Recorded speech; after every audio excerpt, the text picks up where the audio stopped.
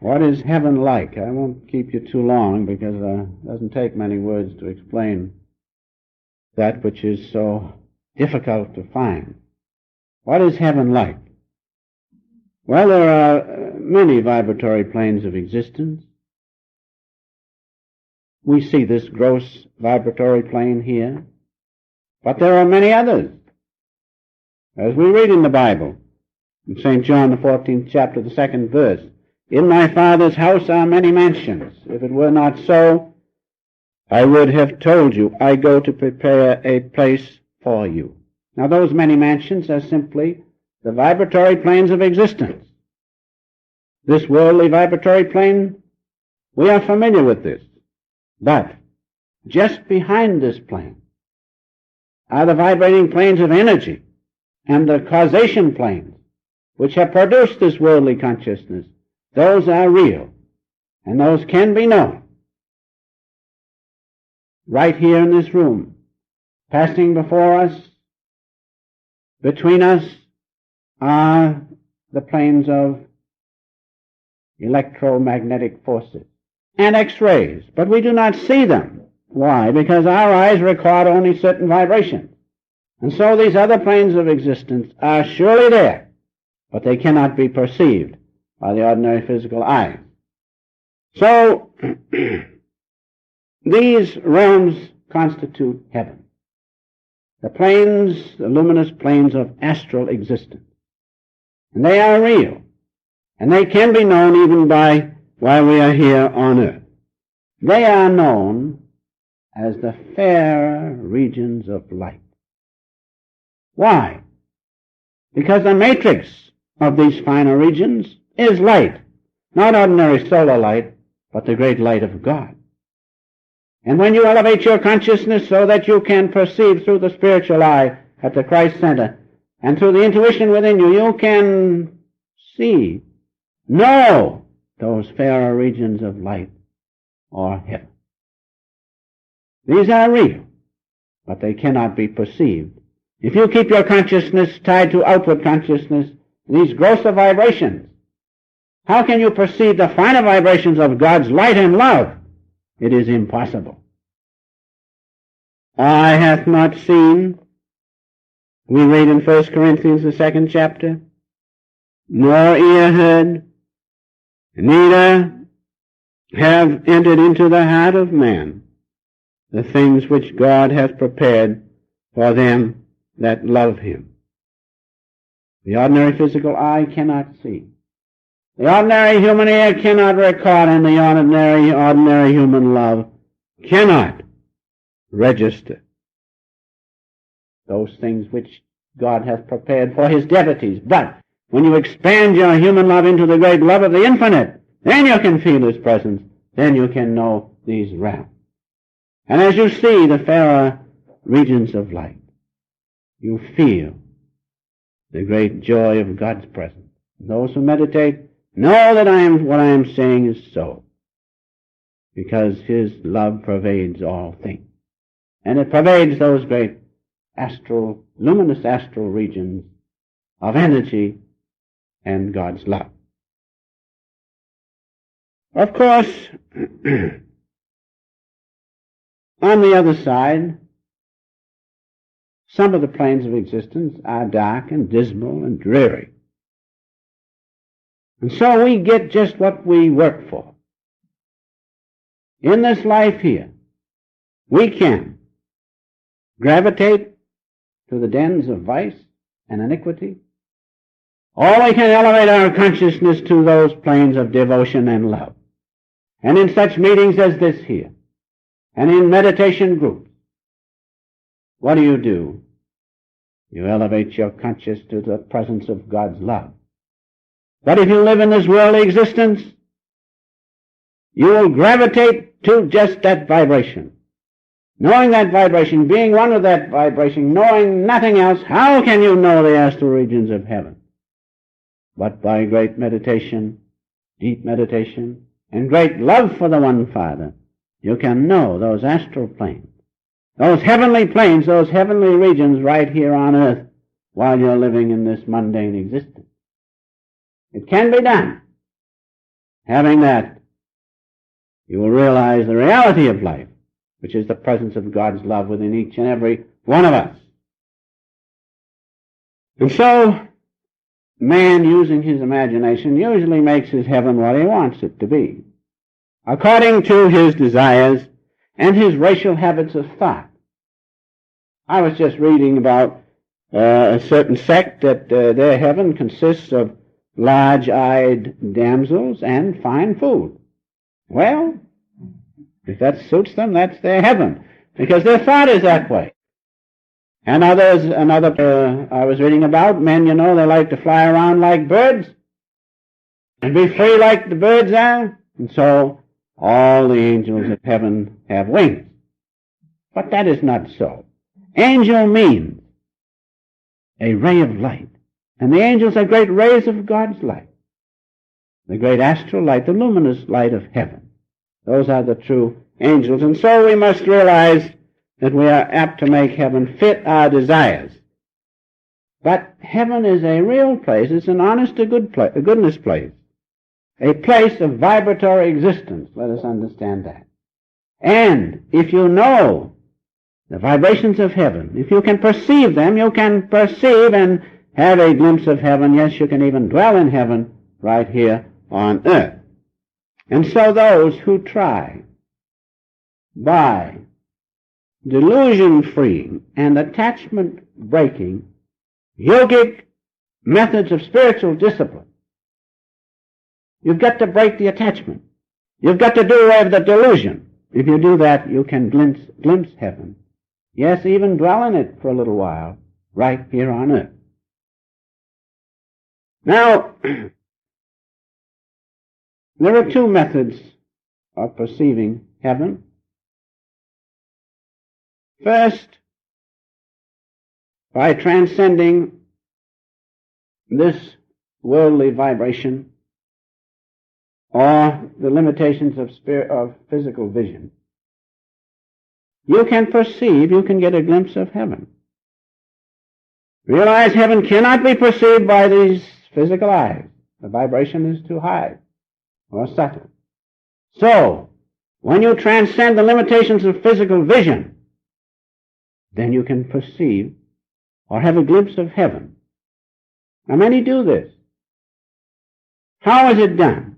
The Master gives the way in his autobiography when he says, by long continued concentration at the liberating spiritual eye, the yogi realizes that this material universe is not the reality, but that heaven beyond this material universe is reality. He breaks all the limitations of matter. How? Long continued concentration at the liberating spiritual eye. At this spiritual eye of which Jesus spoke, if thine eye be single, thy body will be filled with light. Concentrating there, merging in the high vibration at that point, will give you a glimpse of heaven. Just to show you that these methods are very scientific, excuse a personal reference, but one time I was meditating very deeply in the beginning as the Master taught me how to do it. I felt my body cold. Why?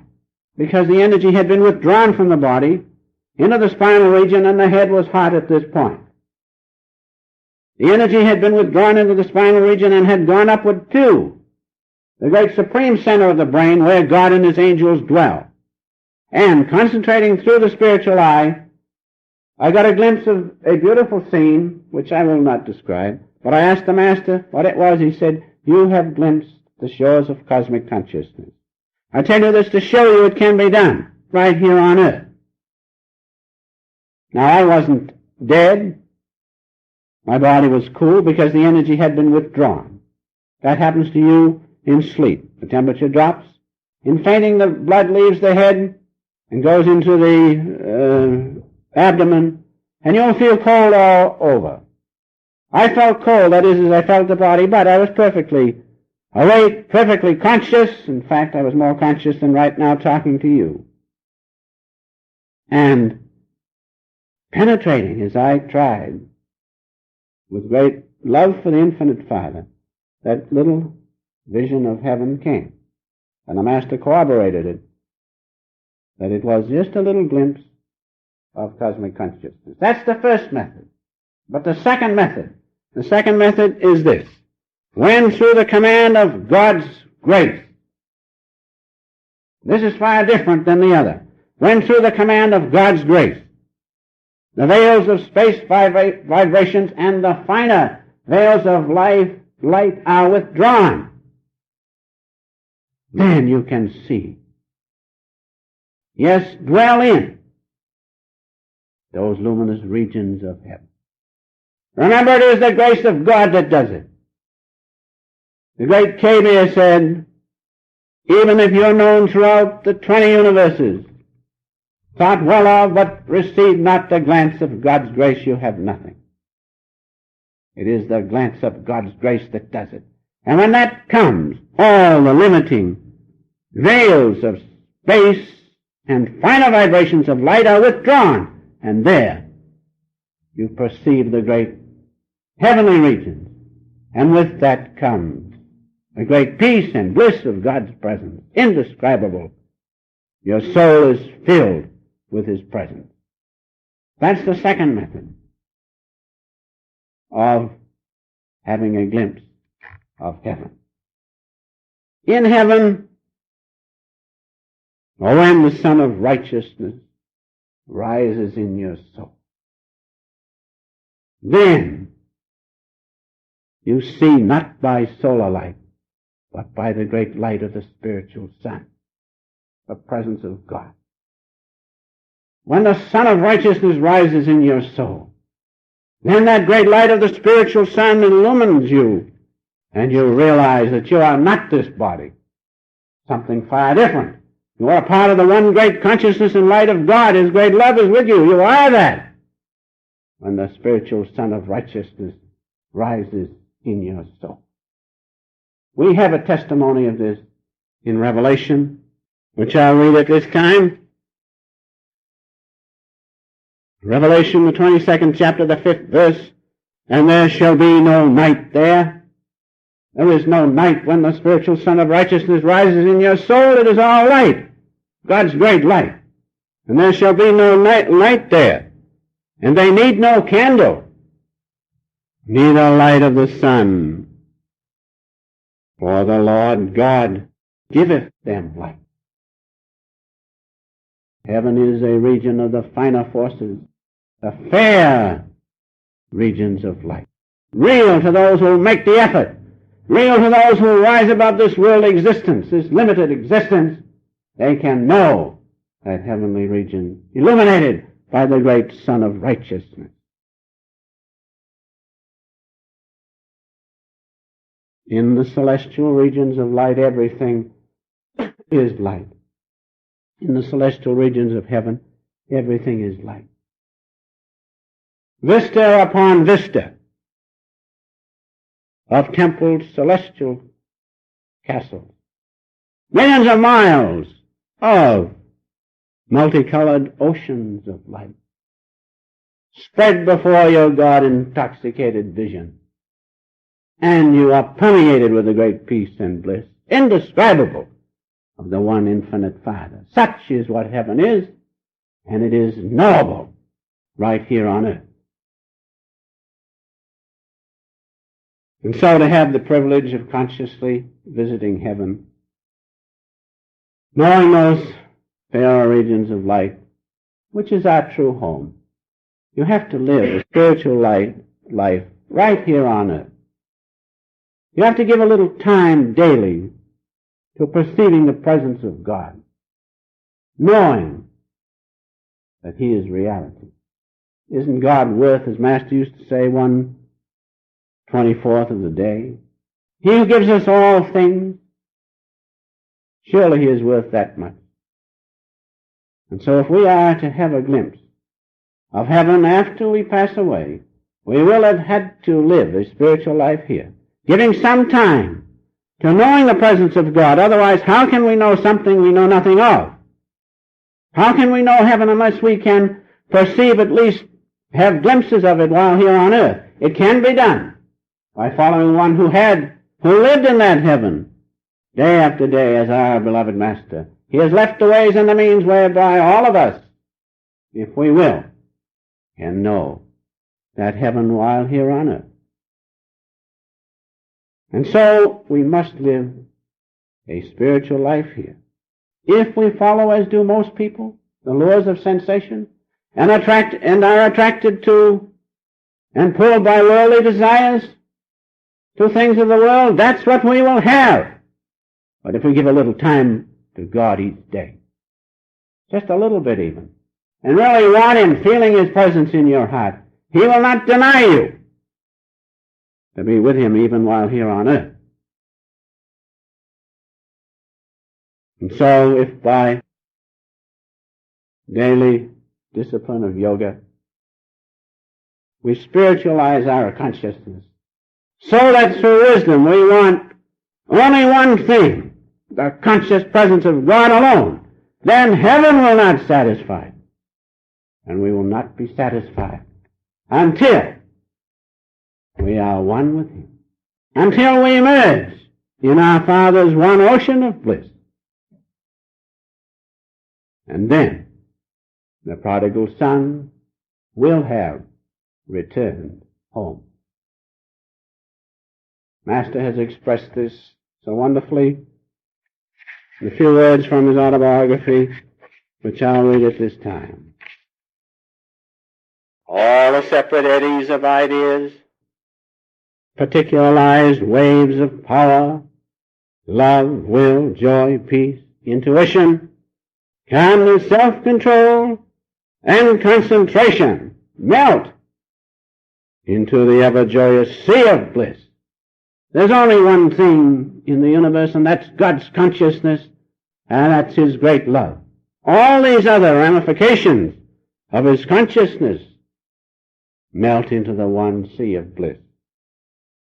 No longer does the soul have to experience its joy as an individualized wave of consciousness, but is merged in the one cosmic ocean with all its waves, eternal laughter, thrills, and throbs. So when that happens, the prodigal son returns home. That's our home. Each one of us belongs there. Let us realize it. Make the effort. Claim our birthright. Oneness with the great infinite love of the one Father.